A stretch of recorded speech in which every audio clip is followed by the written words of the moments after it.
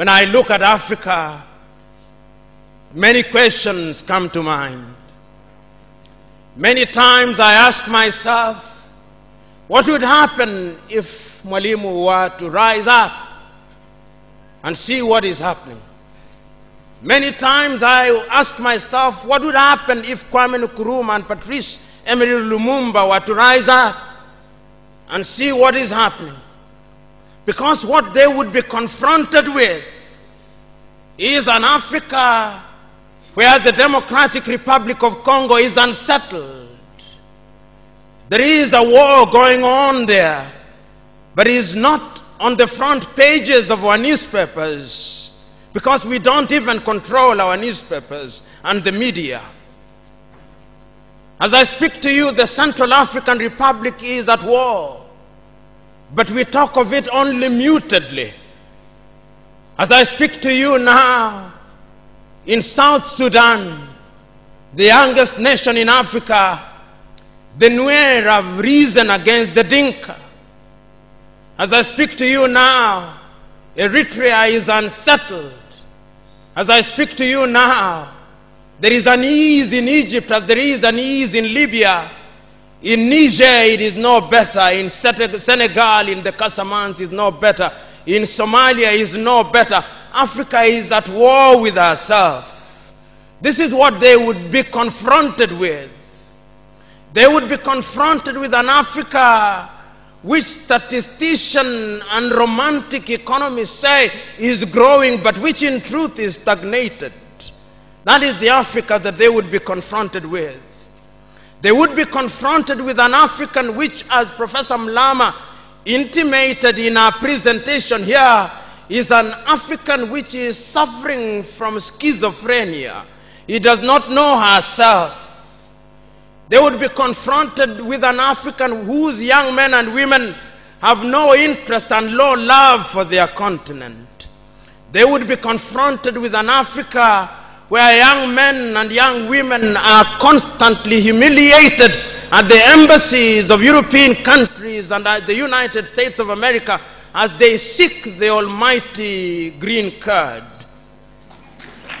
They would be confronted with an Africa where young men and women from Niger, Nigeria, Senegal, Mali, and Mauritania drown in the Mediterranean as they seek to be enslaved in Europe.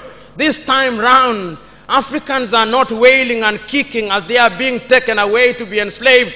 They are being seen wailing and kicking as they seek to be enslaved in Europe and America. This is the tragedy of Africa. They'll be confronted with an African where people have lost their self-pride. An Africa where Africans are not proud of their things. An Africa where in the hotels of Dar es Salaam or Nairobi, even food has foreign names. When we fry potatoes, we call them French fries, even when they are fried in Dar es Salaam. That is the Africa that they would be confronted with. They would be confronted with another Africa. An Africa which does not tell her story. An Africa whose story is told by Europe and America, the CNN, Radio Deutsche Welle, Radio France. That is the Africa they would be confronted with. They would be confronted with the young men and women who have no pride in Africa. When they want to enjoy themselves, they sing the praises of football teams from Europe and America. It is Manchester United. It is Arsenal. It is Real Madrid. And Barcelona, not Yanga, not Mufulira Wanderers, not Gor Mahia, not FC Leopards. No. That is the Africa that they would be confronted with. They would be confronted with an Africa which does not enjoy its theater and drama. That Africa celebrates Leonardo DiCaprio. It celebrates Angelina Jolie and Brad Pitt. The Africa does not celebrate Genevieve Naji of Nigeria or Rita Dominic or Lou Jacobs of Nigeria. It does not celebrate Bongowood or Nollywood or Riverwood. It celebrates Hollywood. That is the Africa with which they would be confronted. They would be confronted with African women whose greatest source of joy is cheap grade B Mexican soap opera, La Patrona, La Mujer de mi Vida, The Rich Also Cry. Why must we remind ourselves of these realities? Because throughout the ages, the battle has always been the battle of the mind. And if your mind is conquered, then you are going nowhere. And that is why in the ages of enlightenment in Europe, the great René Descartes said, cogito ergo sum, I think, therefore I am.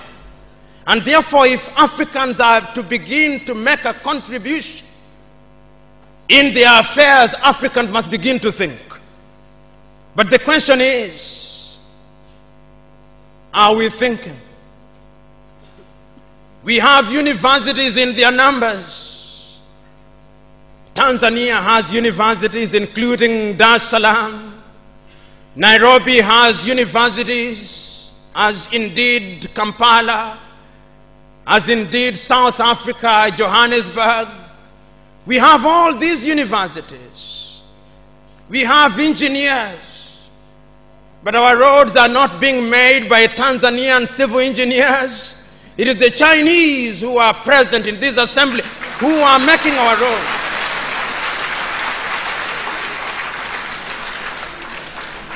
So we have engineers who cannot even make roads.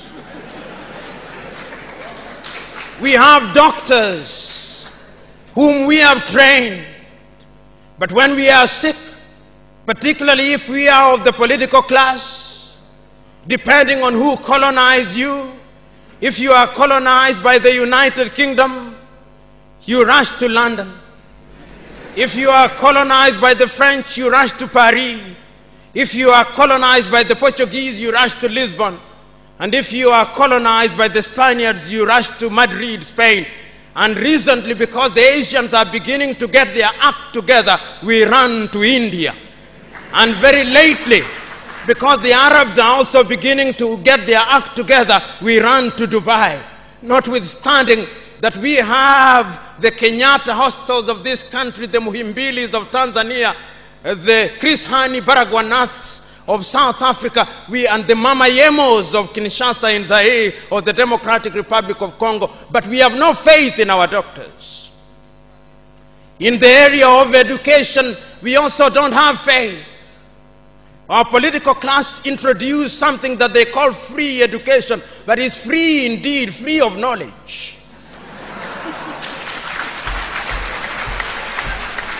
Because they are so suspicious of those institutions that the typical African politician would not dare take their children to those schools. Their children will be educated in the British system, in the American system, so that when they graduate, they go to the United Kingdom, to the United States. Not that there is anything wrong with those institutions, but the agenda is wrong because our leaders long lost the script and ought to be described for who they are, our misleaders. But we are co-authors of our own misfortune.